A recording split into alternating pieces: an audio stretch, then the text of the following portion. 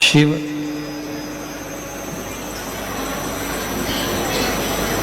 जिनको दुनिया के लोग केवल रुद्र कहते हैं,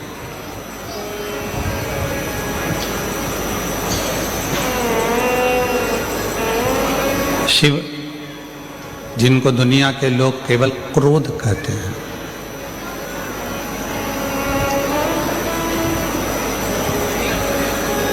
पर रुद्र क्रोध शिव नहीं, शिव शांति की मूर्ति है,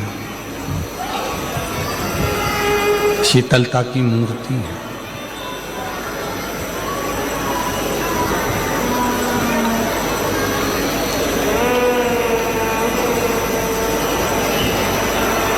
और जिसमें बहुत बड़प्पन होता है उसमें शीतलता होती है। अभी एक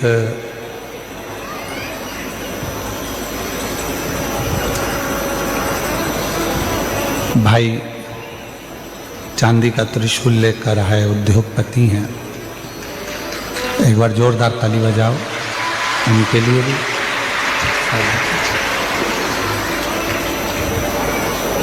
हमने देखा बहुत सारे लोग खड़े थे, पर उनकी नम्रता के साथ में उन्होंने त्रिशूल का स्मरण कर कर भेंट किया।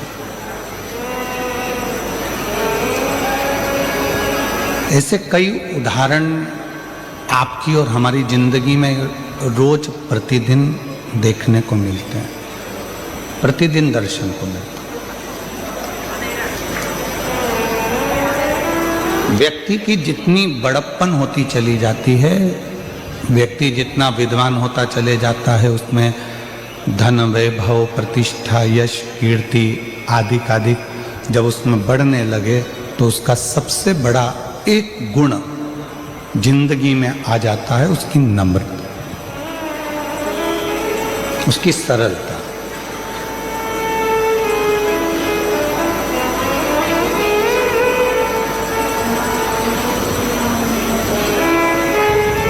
जिंदगी में सब कुछ प्राप्त करना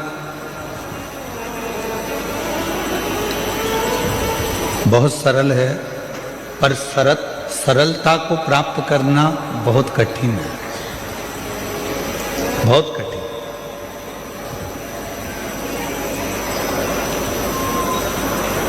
और जिस व्यक्ति ने अपनी जिंदगी में सरलता को प्राप्त कर लिया, समझ लेना कि वो उन्नति की सीढ़ी पर चढ़ना प्रारंभ कर लिया और वो उन्नति की ओर आगे बढ़े।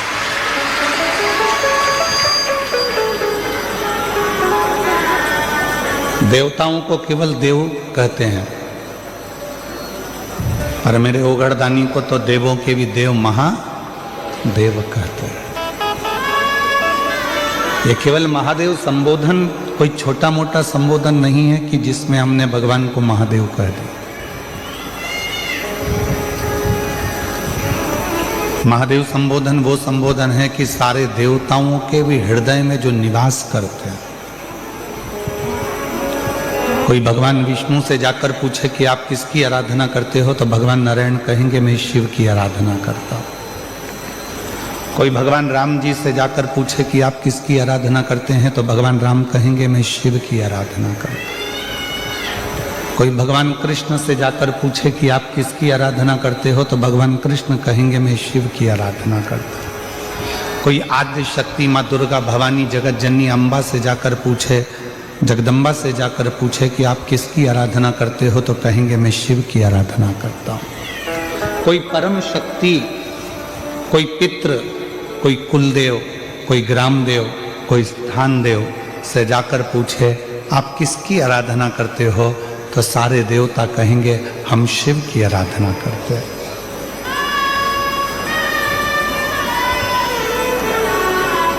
क्यों?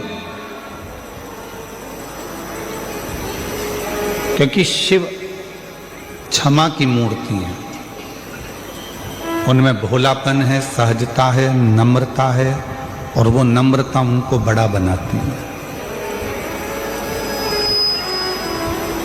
आप बहुत बड़े बन गए, पर आपके भीतर अगर वो नम्रता नहीं आ पाई तो आपके जीवन में आप कुछ नहीं कर पाए।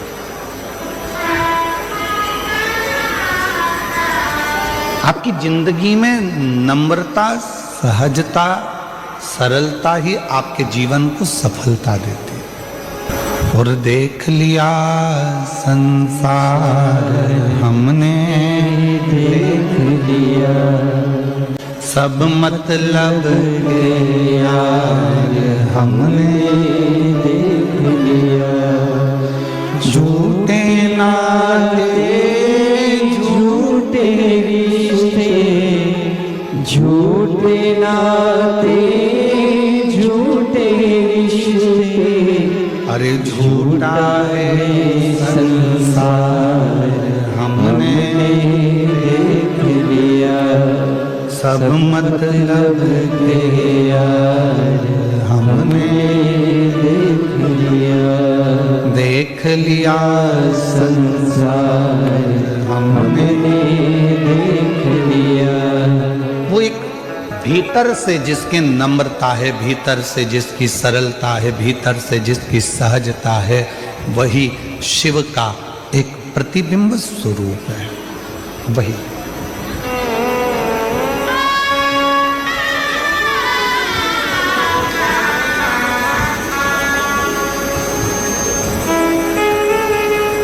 छोटू भाई, जब मिश्रा जी और सेंगर जी ये दोनों जब सीहोर पहुंचे थे शिव महापुराण की कथा लेने के लिए, तो हमने इनसे पूछा था कि कथा सूरत में इतना भीड़ आता है, इतनी भक्त आते हैं और रात्रि में विश्राम करने वाले ज़्यादा आते हैं। छोटू भाई, कभी मौका मिले तो आप लोग सब रात का आप तो दर्शन कर रहे होंगे, रात्रि को विश्राम करने वाले ज़्यादा होते हैं, क्योंकि सबको मालूम है रात्रि विश्राम कर कर सुबह कथा सुनकर बाबा की मिट्टी को अपने शरीर में लगाकर बाबा से अपनी मनोकामना पूर्ण कर कर जाना है सब। तो हमने मिश्रा जी से भी कहा, सेंगर जी से भी कहा कि भक्त बहुत आएंगे, कैसे व्यवस्था हो पाएगी, आप लोग कर लेंगे? तो इन्होंने कहा था, आप कहते हो कि शिव जी किसी ना किसी रूप में आते हैं। तो छोटू भाई, मिश्रा जी और सेंगर जी ने एक ही बात कही थी कि कहीं ना कहीं कोई ना कोई मिलेगा और शिव संभालेंगे। और मुझे लगता है आप ऐसे मिले इनको कि कहीं ना कहीं बाबा की कृपा से ये पवित्र कथा हो। मैं लड्डू गोपाल महाराज जी से भी, आज गौशाला के महाराज जी को भी कहूँगा, कहीं ना कहीं शिव की भक्ति को।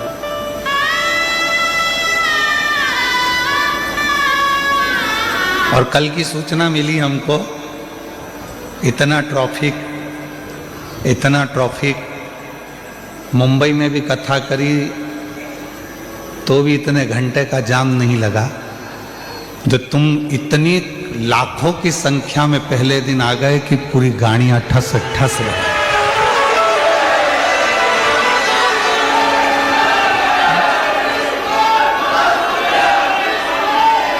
पूरी गाड़ियां ठस ठस भरा गई। पर एक निवेदन आप लोगों से कहेंगे, आप लोग अगर स्वीकार करेंगे तो, कि अपनी गाड़ियों को, चाहे मोटरसाइकिल हो, चाहे फोर व्हीलर हो, चाहे ऑटो हो, चाहे रिक्शा हो, उसको धीरे धीरे चलाओ।